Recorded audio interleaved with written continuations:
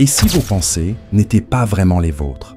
Et si chaque décision que vous prenez, le café que vous buvez, la personne que vous aimez, la façon dont vous réagissez à une insulte n'était qu'une réponse programmée, pas par un gouvernement, pas par vos parents, mais par quelque chose d'encore plus insidieux, votre environnement ou votre inconscient.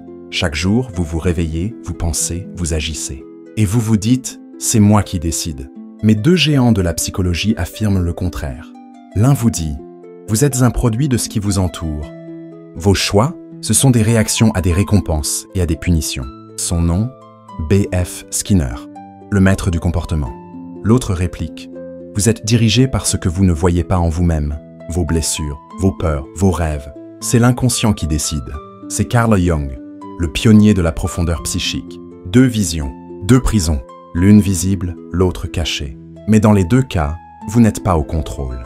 Alors, qui contrôle vraiment votre esprit? Cette vidéo va tout vous révéler. Pourquoi vous répétez les mêmes erreurs, encore et encore? Pourquoi certaines publicités vous manipulent sans que vous ne le sachiez? Pourquoi certaines personnes ont l'impression d'être possédées par une force obscure intérieure? Et surtout, comment reprendre le contrôle? Mais avant d'aller plus loin, abonnez-vous maintenant si ce sujet vous intrigue. Si vous aimez les contenus profonds, qui remettent en question ce que vous pensiez vrai, likez la vidéo si vous avez déjà senti que quelque chose d'invisible influençait vos décisions. Et commentez qui, selon vous, a le plus d'influence sur l'être humain? L'environnement ou l'inconscient? Votre esprit mérite qu'on le comprenne. Et pour ça, il faut d'abord savoir ce qui le contrôle. 1. Skinner. Le comportement n'est pas un mystère, il est programmé. Imaginez un rat dans une boîte. À chaque fois qu'il appuie sur un levier, il reçoit une boulette de nourriture. Au début, il appuie par hasard. Puis, il comprend. Il répète « encore, encore », jusqu'à ce que son comportement devienne automatique. Ce n'est plus un choix, c'est un conditionnement. Ce dispositif s'appelle la boîte de Skinner. Et vous en avez une aussi. Ce n'est pas une boîte physique, mais un environnement rempli de renforcement. Like, notifications, compliments, regards, promotion, récompense. Skinner, psychologue américain du XXe siècle, ne croyait pas en l'inconscient freudien. Pour lui, il n'y a pas besoin de chercher dans les profondeurs mystérieuses de l'âme. Le comportement humain s'explique par des lois observables, mesurables, prévisibles, et surtout, il est déterminé par les conséquences. Donnez-moi un enfant, et je vous rends un artiste, un voleur ou un scientifique, simplement en contrôlant son environnement. Comportement égal, environnement plus renforcement. Prenez un exemple très simple. Une adolescente publie une photo sur Instagram. Elle reçoit 100 likes, puis 200, puis 1000. Son cerveau sécrète de la dopamine. Elle se sent valorisée. Elle recommence. Change sa posture. Montre plus. Sourit plus. Adapte son comportement. Elle ne le fait pas par choix. Elle le fait par conditionnement. Le like devient une récompense. L'absence de like devient une punition silencieuse. C'est le schéma exact du conditionnement opérant. Le libre arbitre, une illusion. Selon Skinner, ce que vous appelez volonté ou liberté, c'est simplement la conséquence invisible d'un renforcement passé. Exemple réel, un salarié travaille tard. Pas parce qu'il aime son métier, mais parce qu'il a appris que cela déclenche une reconnaissance sociale, une promotion potentielle ou évite un regard déçu de son supérieur. Même les comportements altruistes ou courageux peuvent être expliqués ainsi. Skinner les verrait comme le fruit de renforcements subtils, admiration, sentiment d'identité, ou simplement l'évitement de la culpabilité. Vous êtes le produit de votre environnement, le quartier où vous êtes né, les mots que vous avez entendus enfant, les professeurs qui vous ont félicité ou ignoré, les amis qui vous ont accepté ou rejeté, les notifications qui vous caressent l'ego. Tout cela vous a dressé, pas avec des chaînes, mais avec des répétitions invisibles. Et c'est ça, la vraie cage selon Skinner. Ce n'est pas le mur qui vous enferme, c'est la récompense qui vous attire. Si vous commencez à comprendre que ce que vous vivez est peut-être un programme, un schéma bien rodé, likez cette vidéo pour qu'on explore ensemble la suite du piège. Et abonnez-vous pour ne pas rester aveugle dans cette boucle. Dans un instant, nous allons voir ce que Carl Jung en pense. Et vous allez découvrir qu'il existe une autre forme de contrôle, plus sourde, plus intime, plus terrifiante. Non pas autour de vous, mais en vous. De Jung, vous êtes dirigé par ce que vous ignorez en vous-même. Carl Gustav Jung, psychiatre suisse, pensait que les chaînes les plus puissantes ne venaient pas de l'extérieur, mais de l'intérieur de l'âme humaine. Alors que Skinner regarde le monde extérieur, Jung plonge dans les profondeurs psychiques, là où résident nos blessures, nos peurs, nos désirs inavoués. Il appelle cette zone l'inconscient. L'inconscient personnel, le monde que vous refoulez. Imaginez un homme. À chaque relation amoureuse, il devient distant, méfiant, puis finit par fuir. Il ne comprend pas pourquoi. Il se dit « Je veux aimer, mais j'y arrive pas ». Jung dirait « Ce n'est pas lui qui décide, c'est son inconscient qui le protège d'une blessure passée ». Chaque traumatisme non résolu devient un programme caché, une voix qui chuchote dans l'ombre. « N'aime pas trop fort, tu pourrais souffrir encore ». L'ombre.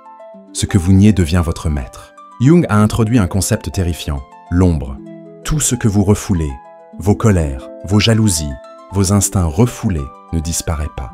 Ça s'accumule, ça se renforce. Et ça finit par vous contrôler, en silence. Exemple, une femme très gentille, toujours calme, jamais en colère. Mais un jour, elle explose, hurle, jette un objet. Elle ne se reconnaît pas. C'était son ombre. Jung disait « Jusqu'à ce que vous rendiez l'inconscient conscient, il dirigera votre vie, et vous l'appellerez destin. » L'inconscient collectif. Vous êtes aussi dirigé par l'humanité entière. Au-delà de votre inconscient personnel, Jung croit en un inconscient collectif, des archétypes universels.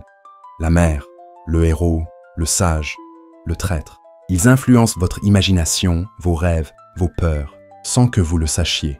Même vos choix les plus personnels sont, selon Jung, des réponses à des symboles anciens gravés dans la psyché, humaine depuis des milliers d'années. Jung versus Skinner.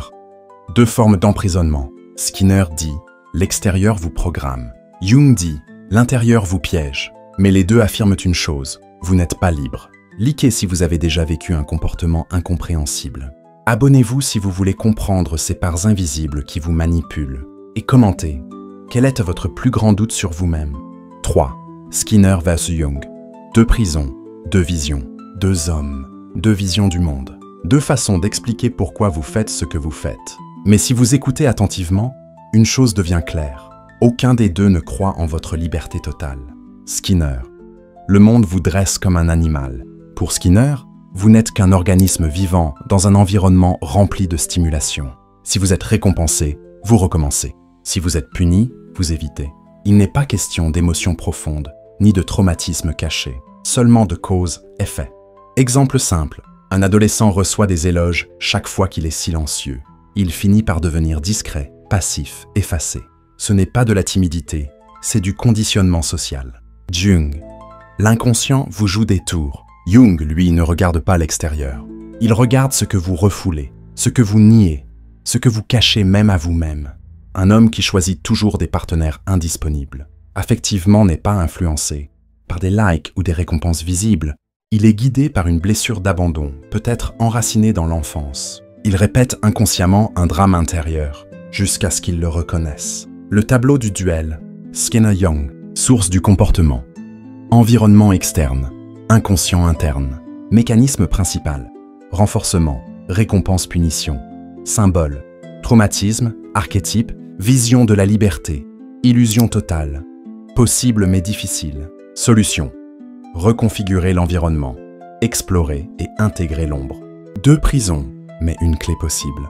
Vous vivez dans la cage de Skinner, sans mur, mais avec des récompenses. Et vous êtes hanté par les fantômes de Jung, tapis dans votre inconscient. Ces deux prisons sont différentes, mais elles ont quelque chose en commun. Elles ne sont puissantes que si vous les ignorez. Exemple croisé, un entrepreneur échoue 3 fois de suite. Il croit qu'il n'a pas de chance.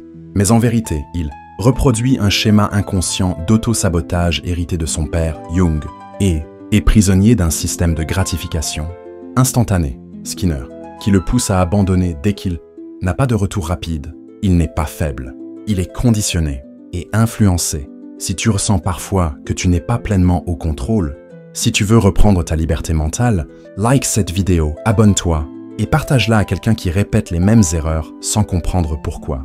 Et dis-nous en commentaire, tu te sens plus prisonnier de ton passé ou de ton environnement? 4. Le cerveau sous influence. Ce que les neurosciences modernes confirment. Vous vous demandez peut-être, alors, qui a raison? Skinner ou Jung? Mais la vérité est peut-être plus effrayante. Les deux ont raison. Les neurosciences modernes confirment que notre cerveau est à la fois conditionné par l'extérieur et profondément influencé par des forces internes inconscientes. Le renforcement et la dopamine. Skinner avait vu juste, les chercheurs en neurosciences ont prouvé que chaque fois que vous recevez une récompense, votre cerveau libère un neurotransmetteur appelé dopamine, une notification sur votre téléphone, un compliment, une victoire dans un jeu, un like sur une photo. Chaque petit clic devient une microdose de satisfaction. Et le cerveau apprend à répéter ce qui déclenche la dopamine. C'est exactement le mécanisme de la boîte de Skinner. Sauf qu'aujourd'hui, la boîte, c'est votre smartphone. Les souvenirs émotionnels enfouis.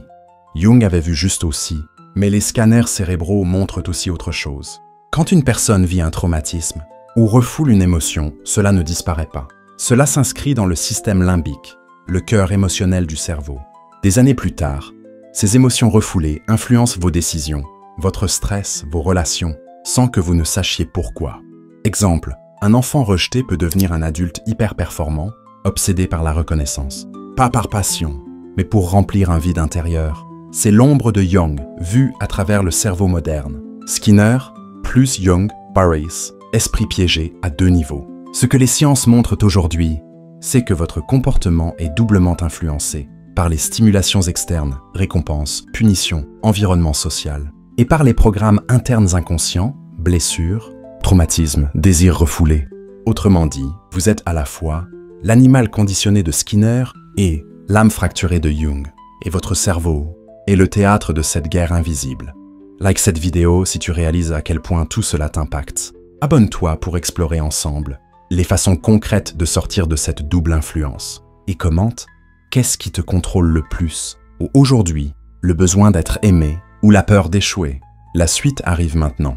Et elle est cruciale. Comment échapper à ce piège? Y a-t-il un moyen de reprendre le contrôle total de son esprit? 5. Peut-on échapper à ce double piège? Maintenant que vous savez que votre esprit est influencé à la fois par l'extérieur et par l'intérieur, une question s'impose. Peut-on vraiment s'en libérer? La réponse est oui, mais cette liberté ne tombe pas du ciel. Elle se construit, se mérite, se déverrouille. Étape 1. Prendre conscience du conditionnement. Skinner. La première clé, c'est d'identifier les récompenses qui vous manipulent. Êtes-vous accro au like? Travaillez-vous uniquement pour éviter le rejet ou obtenir une validation? Mangez-vous pour apaiser un inconfort, pas une vraie faim? Posez-vous une seule question. Pourquoi est-ce que je fais ce que je fais? Vraiment? Commencez à repérer les boucles de renforcement dans votre quotidien. Notification, réaction, compliment, dépendance, silence, sentiment d'échec. Quand vous voyez le programme, vous commencez à pouvoir le réécrire. Étape 2. Explorer son inconscient, Jung. Mais prendre conscience de l'extérieur ne suffit pas. Il faut aussi descendre en soi, dans l'ombre. C'est là que commence le travail jungien. Écrivez vos rêves. Ils parlent dans un langage symbolique. Ils révèlent ce que vous ignorez sur vous-même. Tenez un journal émotionnel. Notez vos réactions disproportionnées, vos colères soudaines, vos peurs sans cause apparente. Elles sont la voix de votre inconscient. Faites face à votre ombre. Reconnaissez les parties de vous que vous rejetez. Jalousie, paresse, besoin de contrôle. Ce n'est qu'en les intégrant que vous cessez d'en être l'esclave. Étape 3. Réconcilier Skinner et Jung. Le vrai pouvoir n'est pas de choisir entre l'un ou l'autre. C'est de les comprendre tous les deux et de s'élever au-dessus de leur prison. Imaginez ceci. Vous reprogrammez votre environnement. Vous réduisez les stimulations toxiques. Vous créez des habitudes qui vous servent. Skinner vous donne les outils. Vous travaillez votre intériorité. Vous guérissez vos blessures. Vous acceptez votre complexité intérieure. Jung vous donne la carte. C'est comme devenir architecte de votre monde extérieur et explorateur de votre monde intérieur. C'est là que commence la vraie liberté mentale. Exemple inspirant. Une femme qui avait toujours fui les relations amoureuses se rend compte que elle reproduisait un comportement appris dans l'enfance, Skinner. Aimer, c'est souffrir. Elle refoulait une blessure d'abandon non guérie, Jung. Elle commence une thérapie, change d'environnement, redéfinit ses relations et surtout, elle devient consciente. Elle ne fuit plus, elle choisit. Si ce voyage entre l'extérieur et l'intérieur t'a fait réfléchir, like cette vidéo maintenant. Abonne-toi si tu veux comprendre ce qui influence ton esprit au quotidien. Et commente. Je choisis de me libérer. Conclusion. Qui contrôle vraiment votre esprit? Skinner dirait « Ton environnement te façonne ». Jung dirait « Ton inconscient te dirige ». Et moi je te dis « Tu n'es libre que le jour où tu deviens conscient des deux. Rien ne change tant que tu crois être libre.